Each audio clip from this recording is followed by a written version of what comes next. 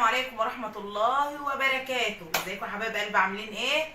النهارده هنعمل مع بعض فرخة مشوية، بس ايه، مش على الفحم.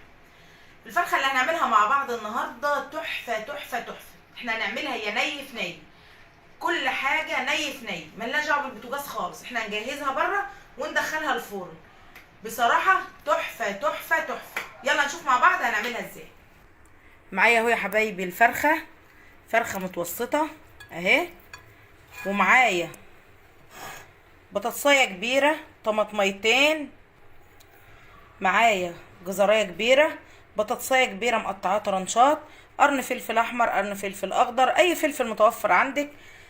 معايا هنا الفلفل الاسود والقرفة والكركم والكاري والشطة، وحبة ماء وحبة وبطاطسايه مقطعاها ناعم.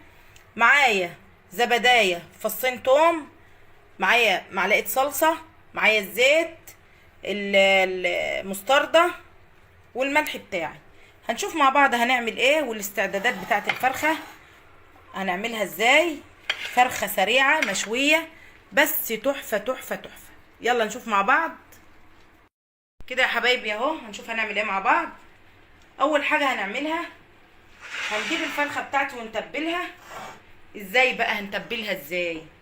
هننزل عليها بالبصل اللي انا مقطعاه ناعم بالشكل ده كده،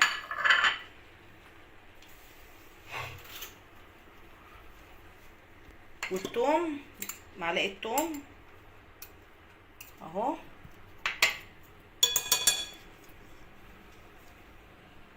والزبادي بالشكل ده كده، والمستردة، معلقتين مستردة كده ما نكترش، شويه فلفل اسود، شويه شطه، كركم وكاري، شويه قرفه، كل ده معالق صغيره معالق صغيره كده، تمام. شويه الملح بتوعي،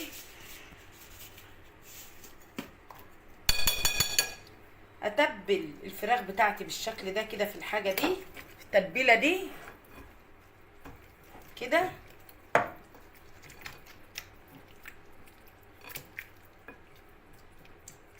واسيبها بقى تتشرب في التتبيله اللي انا عملتها دي قيمه ايه، ساعتين. لو عملتها على بيات مفيش مشكله اهي. اسيبها ساعتين، اسيبها زي ما اسيبها، زي ما تحب تسيبيها سيبيها ساعتين اهي بالشكل ده كده. ونسيب الفراخ بتاعتي في التتبيله بتاعتها ساعتين، تعملها على بيات براحتك، تمام. كل ما فضلت في التتبيله بتاعتها كل ما حلوت كده يا حبايبي اهو. الفراخ بتاعتي بعد ما اتبلت سبتها ساعتين في التتبيله اهي. هنشوف بقى نعمل ايه. هنجيب الصينيه بتاعتي بتاعت الفرن بالشكل ده كده، وانزل فيها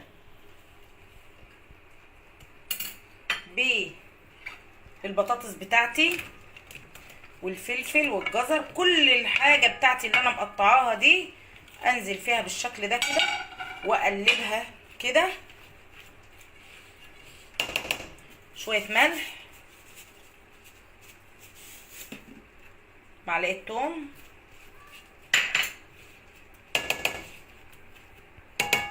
واروح جايبه الفراخ بتاعتي اللي انا تبلتها ساعتين واحطها بالشكل ده كده اهو.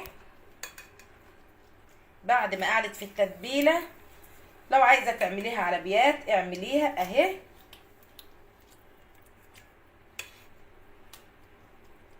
بسم الله ما شاء الله على شكل الفراخ، والنتيجه تحفه يا جماعه بجد.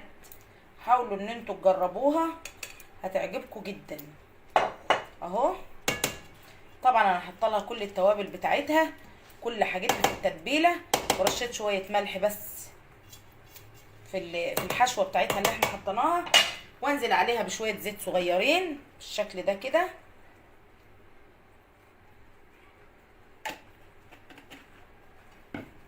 ومعلقه صلصه صغيره، عشان معلقه الصلصه دي بتساعدني في لون الفراخ بالشكل ده كده.